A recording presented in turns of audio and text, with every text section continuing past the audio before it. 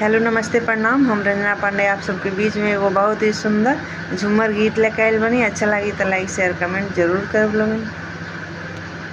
भारत के झिले मिले साड़ी घूंघटवा के करा से काढ़ी जी।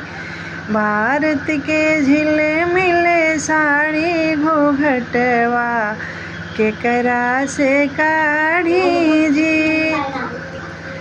ससुर हमारे पिता लगते हैं, ससुर हमारे पिता लगते हैं। सासू लगेली महतारी घूंघटवा के करा से काढ़ी जी। सासू लगेली महतारी घूंघटवा के करा से काढ़ी जी। भारत के झिले मिले साड़ी घूंघटवा के करा से काढ़ी जी।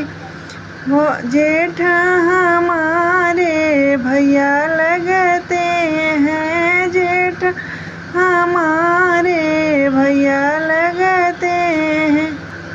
जेठानी लगेली दीदी रानी घूंघटवा के करा से काढ़ी जी। जेठानी लगेली दीदी रानी घूंघटवा के करा से काढ़ी जी। भारत के झिले मिले साड़ी घूंघटवा के करा से काढ़ी जी।